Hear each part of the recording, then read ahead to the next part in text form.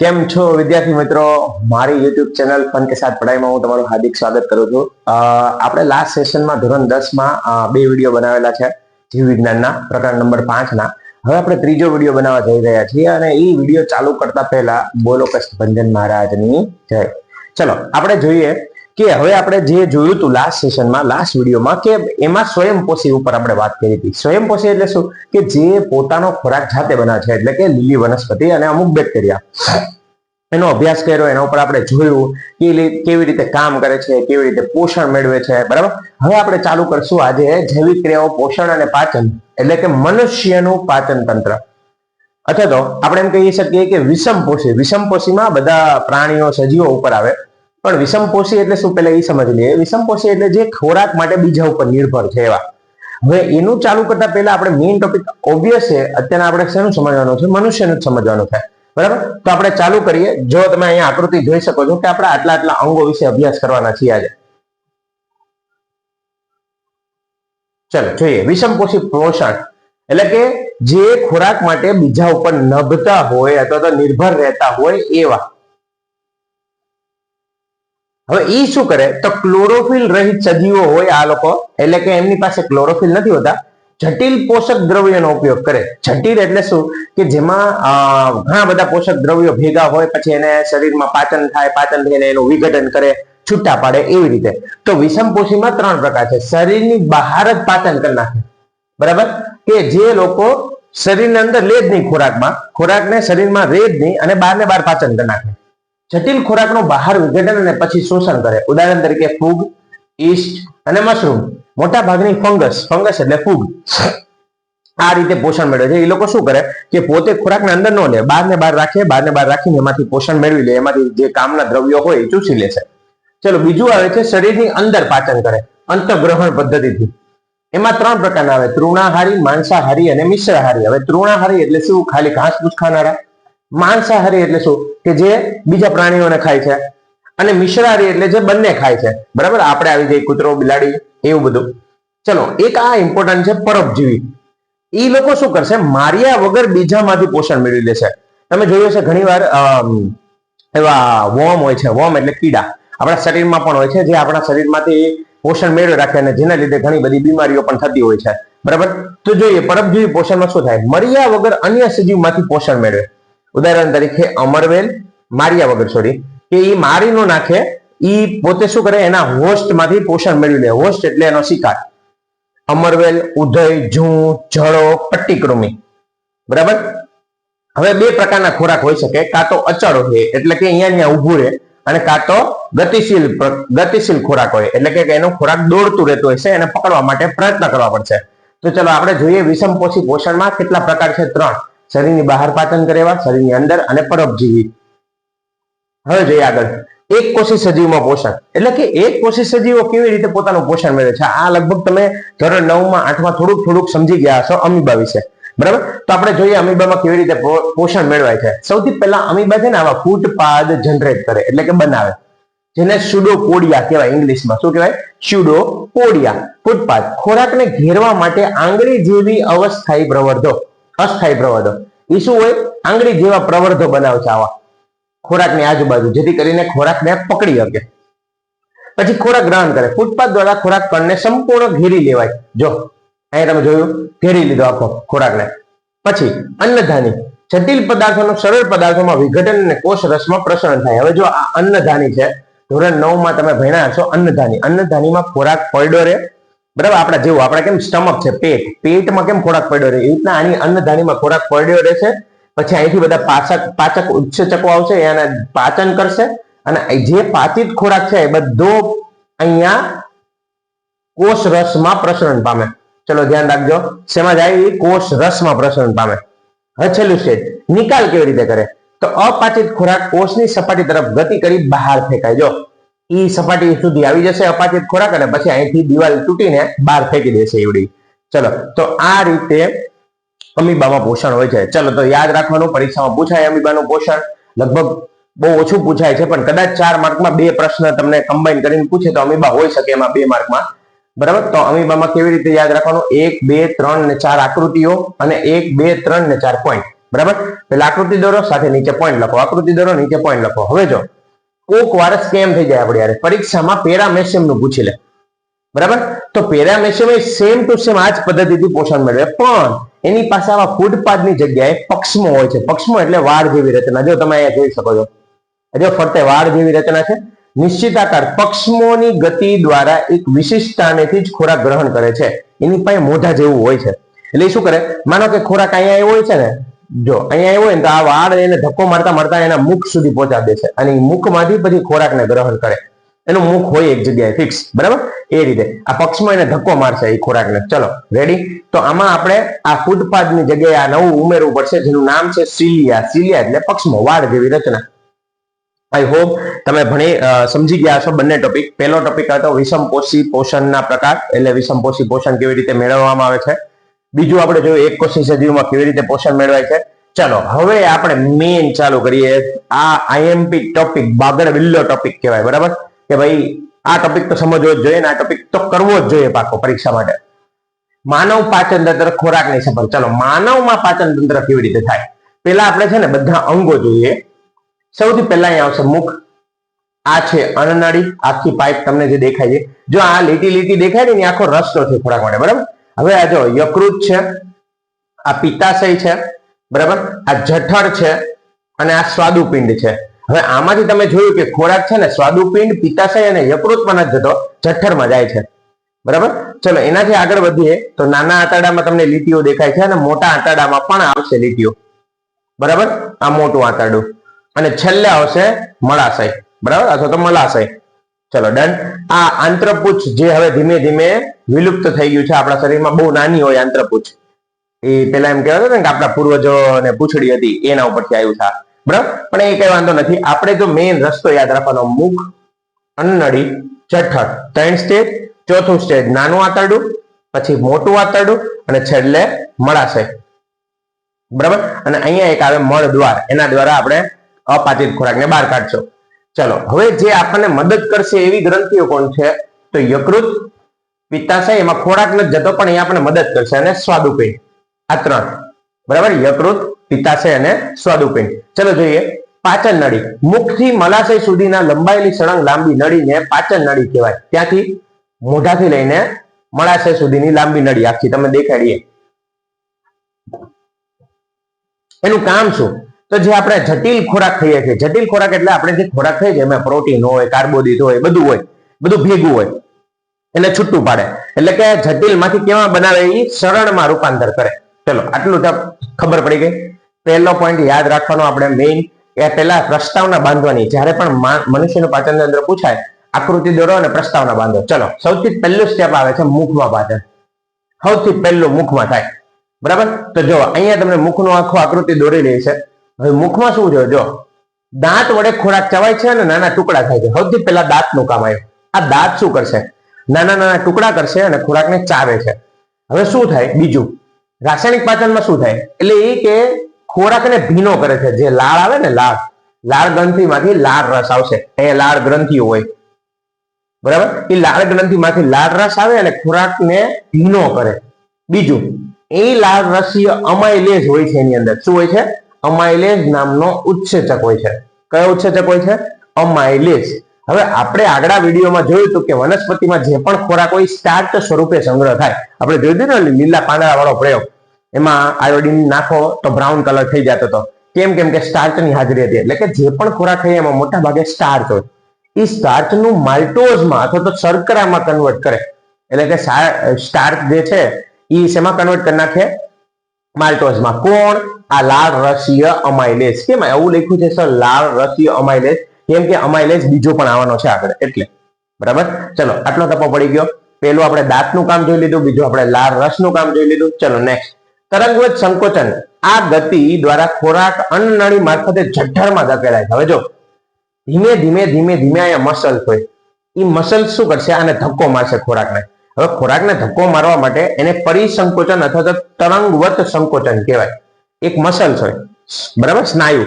એ સ્નાયુ શું કરે, સતત હલનચલન કરે રાખે. હલનચલન કરે ને એટલે શું થાય, ખોરાકને ધીમે ધીમે ધીમે ધીમે ધીમે ધીમે આગળ ધક્કો મારી રાખે, બરાબર. ચલો એટલે કે અન્નનાળીમાં આ સંકોચન થતું હશે, અન્નનાળીથી લઈને છેક સુધી, બરાબર, છેક સુધી થાય એને કહેવાય તરંગવત સંકોચન. ચલો રેડી. આઈ હોપ કે તમને મુખનું ખબર પડી ગઈ સ્ટેપ 1. ચલો હવે આપણને એ જોવું હોય કે સર લાળ રસમાં સ્ટાર્ચ છે કે નહીં એની હાજરી કેમ ચેક કરીએ, એટલે મતલબ આપણે જે ખોરાક ખાઈએ છીએ એમાં સ્ટાર્ચ હોય છે કે નહીં તેની એક પ્રવૃત્તિ છે, બરાબર. શું કરવાનું, જો લાળ રસની સ્ટાર્ચ પર અસર તપાસવાની છે કે લાળ રસ શું કરે છે સ્ટાર્ચમાં. તો બંને કસનળીમાં 1% સ્ટાર્ચ, માત્ર કસનળી A માં લાળ રસ ઉમેરો. જો આ બે છે, બરાબર. એકમાં લાળ રસ નાખી દીધો અને ટૂંકમાં લાળ નાખી આપણી મોઢાની, અને એકમાં નો નાખી. હવે પછી આયોડિન થી ચેક કરીએ. આપણને ખબર છે કે જેમાં સ્ટાર્ચ હશે ને એમાં આયોડિન કેવા રંગનો થઈ જશે, આયોડિન નાખવા પછી ભૂરો રંગનો, બરાબર. તો જો આ કલર બદલાઈ ગયો. કેમ? કેમ કે આની અંદર હજી સ્ટાર્ચ છે. અને આમાં કેમ કલર ચેન્જ ન થયો? કેમ કે જે આપણે લાળ નાખી હતી એને આ સ્ટાર્ચ નું વિઘટન કરી નાખ્યું માલ્ટોઝમાં. એટલે ચલો 20 મિનિટ પછી આયોડિન ઉમેરો. જો અવલોકન શું થાય, રંગ ભૂરો કાળો થાય છે. કેમ? બી માં. કેમ? કેમ કે હજી એમાં સ્ટાર્ચ છે અને આમાં સ્ટાર્ચ નથી. કેમ સ્ટાર્ચ નથી? કેમ કે લાળ નાખી હતી ને એને સ્ટાર્ચ નું વિઘટન કરીને માલ્ટોઝમાં ફેરવી નાખ્યું. આ રીતે જોઈ છે. ચલો હવે આ જુઓ, બ્રેડ વધુ સમય ચાવવાથી મીઠી કેમ લાગે છે? ચાવવાથી લાળ રસનો અમાઇલેજ સ્ટાર્ચનું મીઠી શર્કરામાં રૂપાંતર કરે છે એટલા માટે. જેમ કે બટાટા, ચોખા, ઘઉં, આ બધું જ એમાંથી તમને મીઠા લાગે. શું કામ મીઠા લાગે? તમે વધારે ચાવો એટલે. રેડી. ચલો હવે આપણને બધી ખબર પડી ગઈ કે આપણે પહેલો સ્ટેપ મુખ પતી ગયો. મુખમાં શું જોયું? દાંત અને લાળ રસનું કામ જોયું. જીભનું પણ કામ આવે છે. જીભ ખાલી ખોરાકને મિક્સ કરવાનું કામ કરે છે. વ્યવસ્થિત રીતે ખોરાક આપણો લાળ રસ સાથે મિક્સ થઈ જાય, જેથી કરીને ખોરાક સૂકો ન રહી જાય. સૂકો રહી જાય તો આપણે ડૂમો બંધાઈ જાય. ખબર છે ને, તમે સાંભળ્યું છે કે એમાં ડૂચો વળ્યો. ડૂચો વળે મતલબ શું? તમે ઉતારી ન શકો. ખાસ હાથાવાળી વસ્તુમાં એવું બહુ થાય, બરાબર. ચલો હવે બીજું અન્નળી. અન્નળીમાં આપણે શું જોયું? અન્નળી ભાઈ અહીંથી આમ ધક્કો મારતું જાય એને કહેવાય તરંગવત સંકોચન. હવે આવ્યું જઠર, એટલે કે આપણું એમ કહી શકીએ પેટ. જઠરની દિવાલમાં આવેલી જઠર ગ્રંથિઓ જઠર રસનો સ્ત્રાવ કરે. જો આ દિવાલમાં જ રસ આવે, દિવાલમાંથી જ ગ્રંથિઓ હોય એના લીધે, બરાબર. એનું નામ શું રાખ્યું એ લોકોએ? જઠર રસ. ચલો જઠરની દિવાલ અને આ જઠર, બરાબર.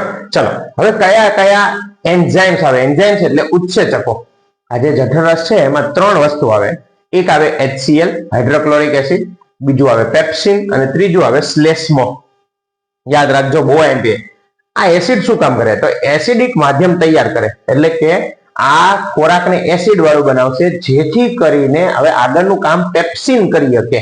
કેમ કે પેપ્સિન તો જ કામ કરશે જો આ ખોરાક એસિડ વાળો હશે, બરાબર. તો એ ખોરાકને એસિડ માધ્યમ તૈયાર કરે, જેથી કરીને પેપ્સિન પોતાનું કામ કરી શકે. બીજું આનું જ તે બીજું કામ એવું છે, આ HCl આ બહારના ખોરાકમાંથી ઘણા બધા બેક્ટેરિયાને એવું આવ્યું હશે તો એને મારી નાખશે, બરાબર. ચલો તો પેપ્સિન શું કામ કરે? તો પેપ્સિનનું અંશતઃ પાચન કરે, એટલે પ્રોટીનનું, સોરી, પેપ્સિન શું કામ કરશે? પ્રોટીનનું થોડું પાચન કરશે. એટલે તમે જે પણ ખોરાક ખાધો છે એમાં રહેલા પ્રોટીનને ડાયજેસ્ટ કરવાનું ચાલુ કરી દે, પાચન કરવાનું ચાલુ કરી દે. લાસ્ટ મ્યુકસ એટલે કે શ્લેષ્મ. હવે જો શ્લેષ્મ શું કામ કરશે?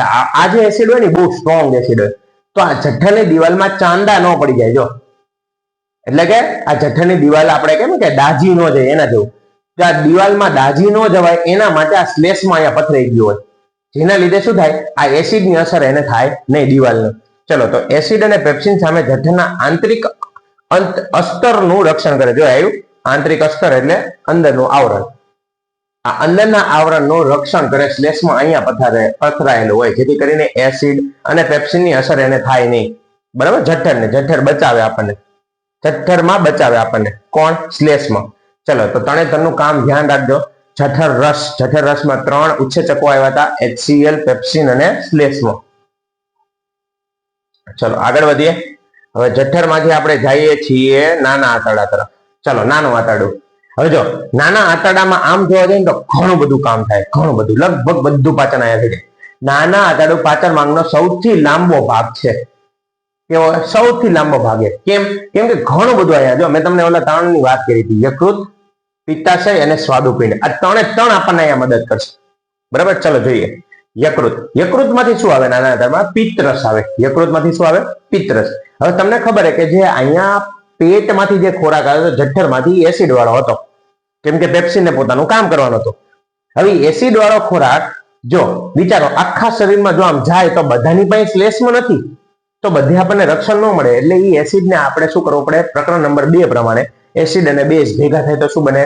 ન્યુટ્રલ, ક્ષાર અને પાણી. તો એ જ વસ્તુ થાય છે અહીંયા કે આને એસિડ વાળાને મંદ કરવો પડશે, એસિડને ટાઢો પાડવો પડે, એટલે બેઝ ઉમેરવાનું કામ કરે. તો જો એસિડિક ખોરાકને આલ્કલાઇન બનાવે છે. આલ્કલાઇન એટલે શું? બેઝિક, બરાબર. એટલે જેથી કરીને હવે આપણને આગળ તકલીફ ન પડે. જ્યાં જ્યાં એસિડ વાળો ખોરાક જાય તો આપણને બધે બળે, બરાબર. અથવા તો એસિડ વાળો ખોરાક આગળ કામ ન થઈ શકે હવે પછી, તો એને એસિડ વાળાને કેવું બનાવે? આલ્કલાઇન બનાવે. કોણ આ કરશે? યકૃતમાંથી આવેલો પિત્તરસ તૈલોદીકરણ એ કરે. હવે તૈલોદીકરણ એટલે શું? કે જે પણ તમે ખાધું એમાં ચરબી હોય, એ ચરબીના મોટા ગોલકોનું નાના ગોલકમાં રૂપાંતર કરે. મોટા મોટા ગોળા હોય ચરબીને, એને ટુકડા કરવા પડે જેથી કરીને કામ આપણું ઝડપી થાય, ઝડપી પાચન થાય. અને નાના ટુકડાનું કામ કોણ કરે? યકૃત, લીવર, બરાબર. એમાંથી આવેલો પિત્તરસ. ફરીથી બે કામ હતું, તૈલોદીકરણ અને એસિડ વાળા ખોરાકને આલ્કલાઇન બનાવવાનું. ચલો હવે સ્વાદુપિંડ. સ્વાદુપિંડ માંથી આવે સ્વાદુરસ, બરાબર. કયો રસ આવશે? સ્વાદુરસ. ચલો જોઈએ સ્વાદુપિંડ. સ્વાદુરસ છે એમાં આવેલો ટ્રિપ્સિન પ્રોટીન નું પાચન કરે. જો હવે એ સ્વાદુપિંડ માંથી પાછા 3 રસ આવશે. એકનું નામ છે ટ્રિપ્સિન, ઉપરવાળા જે આવ્યો તો જઠરમાં એનું નામ હતું પેપ્સિન. યાદ રાખજો, બેનું કામ પ્રોટીન ને પાચન કરવાનું. તો આપણે એવું યાદ રાખીએ કે ટ્રિપ્સિન અને પેપ્સિન ભાઈ છે, કેમ કે બેનું કામ શું? પ્રોટીન ને પાચન કરવાનું. ચલો અમાઇલેઝ આગળ આવી ગયું. અમાઇલેઝ લાળ રસ વાળો, આ સ્વાદુપિંડ વાળો અમાઇલેઝ આવ્યો. તો એ કાર્બોદિત નું પાચન કરે. શેનું પાચન કરે? અમાઇલેઝ કાર્બોદિત નું પાચન કરે. અને છેલ્લો આવશે લાઇપેઝ, એ તૈલોદીકૃત ચરબીનું પાચન કરે. ચલો તો લાઇપેઝ નું કામ શું? એ જે તેલ વાળો પદાર્થ તૈલોદીકરણથી જે ચરબી બની તેનું પાચન કરશે. તો આને ત્રણનું કામ યાદ રાખજો. સ્વાદુપિંડમાં સ્વાદુ રસ હોય, એ સ્વાદુ રસમાં 3 ઉત્સેચકો હોય, ટ્રિપ્સિન, એમાઇલેઝ અને લાઇપેઝ. તમે ચિંતા ન કરો, જ્યારે આખો લેક્ચર પતી જાય પછી તમને બધી ટ્રીક આપીશ કે આમ યાદ રાખજો ઉત્સેચકો. ચલો હજી નાનું આંતરડું પૈતું નથી હજી.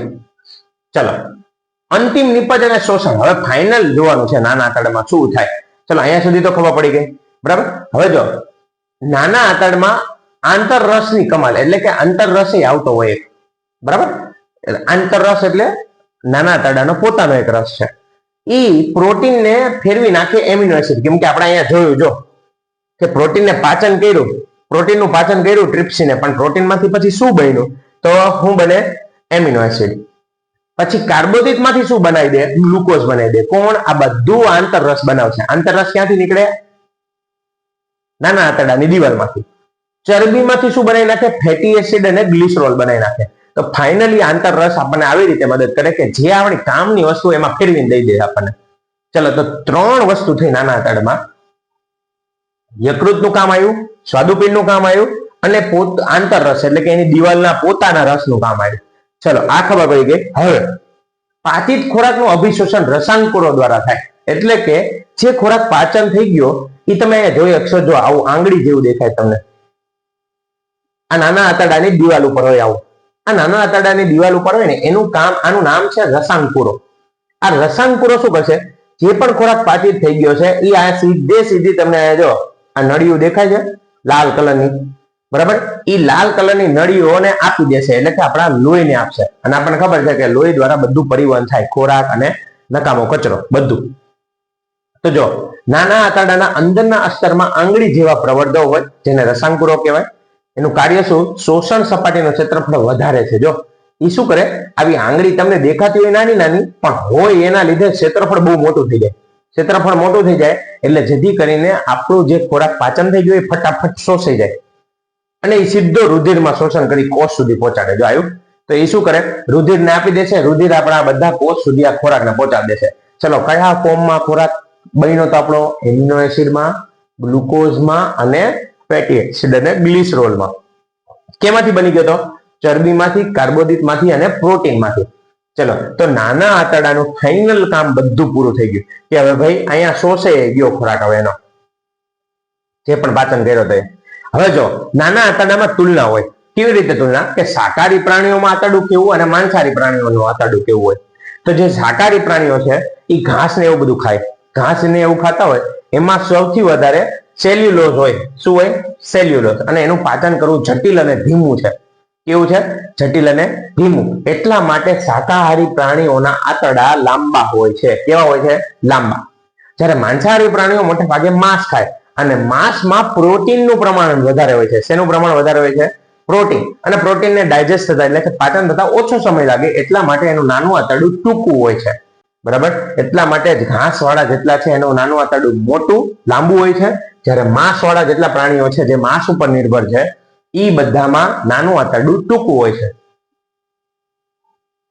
ચલો જોઈએ આગળ. હવે સ્માર્ટ ટ્રીક. આ તમે નાના આંતરડાનું જોઈ લીધું. હવે મોટા આંતરડાનું હું તમને કહી દઉં. હારે ચલો, નાના આંતરડાનું બધું પતી ગયું. હવે મોટું આંતરડું. મોટા આંતરડામાં શું થાય? જેટલો પણ હવે વધારાનું પાણી છે, જો ધ્યાન રાખજો, લખવું પડશે આપણે. મોટા ભાગનું બધું જ પાણી જે આપણા શરીરને જેટલું જોતું હોય એટલું પાણી મોટું આંતરડું શોષી લેશે અને પછી આગળ કોને આપી દેશે? મળાશયને. અને મળાશય ધીમે ધીમે બધું ભેગું કરશે મળ, અને મળદ્વારમાંથી એનો નિકાલ કરી દેશે. તો ફાઇનલી આપણું digestion system, human digestion system આટલી ઈઝી છે, તમને યાદ રહી જાય છે, બહુ જ સહેલી છે, ફટાફટ યાદ રહી જાય એવી રીતે યાદ રાખી લેજો અને પ્રેક્ટિસ કરજો લખવાની કે ક્યાં કેટલું લખવાનું છે. જો આ નાનું આંતરડું, હવે આ મોટું આંતરડું. મોટા આંતરડામાં કઈ નહીં, મોટા ભાગે પાણીનું શોષણ થઈ જાય. બરાબર? અને પછી જે અપાચિત ખોરાક ઘન સ્વરૂપે હોય એ અહીંયા મળાશયમાં ભેગું થાય અને મળદ્વારમાંથી બહાર નીકળી જાય. એટલે એનું આપણે અહીંયા કન્ટેન્ટ લખતા નથી, કેમ કે એમાં એટલું બધું જરૂર નથી. ચલો હવે આગળ વધીએ. ચલો બધાની ટ્રીક. ચલો જઠર રસમાં, બરાબર, જઠર રસની વાત હતી. જઠર રસ, તો જઠર રસમાં 3 વસ્તુ હતી ને, હાઇડ્રોક્લોરિક એસિડ, પેપ્સિન અને શ્લેષ્મ. તો એને યાદ રાખવાની ટ્રીક યાદ રાખજો. મનહે પ્રીત. જઠર રસ મનહે પ્રીત. જઠર રસ મનહે પ્રીત. અંતિમ નિપજ જે બની, જેમ કે કાર્બોદિતમાંથી ગ્લુકોઝ, પ્રોટીનમાંથી એમિનો એસિડ અને ચરબીમાંથી ફેટી એસિડ અને ગ્લિસરોલ. તો એને યાદ રાખવાની શું છે ટ્રીક? CGPAFFG. CGPAFFG. ચલો હવે આપણે જે સ્વાદુ રસમાંથી ઉત્સેચકો આવ્યા હતા એને યાદ રાખવાની ટ્રીક છે ટાલ. શું? ટાલ. બરાબર? ટ્રિપ્સિન, એમાઇલેઝ અને લાઇપેસ. લંબાઈનું લોજિક શું હતું? શાકાહારીમાં સેલ્યુલોઝ એટલે લાંબુ, માંસાહારીમાં માંસ એટલે કે પ્રોટીન એટલે ટૂંકું. તો આટલી ટ્રીક છે, એક જ સ્લાઇડ ની અંદર તમને બધી યાદ રહી જાય. તો જ્યારે તમે વાંચવા બેસો ત્યારે સાથે સાથે ટ્રીક લખતા જાઓ. પરીક્ષામાં લખવાની નહીં, અત્યારના લખતા જાઓ, જેથી કરીને આપણે વાંચવા બેસી તો યાદ રહે. તો આઈ હોપ કે તમને હવે વિષમ પોષી પોષણ પણ સમજાઈ ગયું હશે. હવે આપણે શ્વસન તરફ આગળ વધશું નેક્સ્ટ લેક્ચરમાં. ત્યાં સુધી તમે અમારી ચેનલ લાઈક કરો, શેર કરો અને સબસ્ક્રાઇબ કરતા રહો.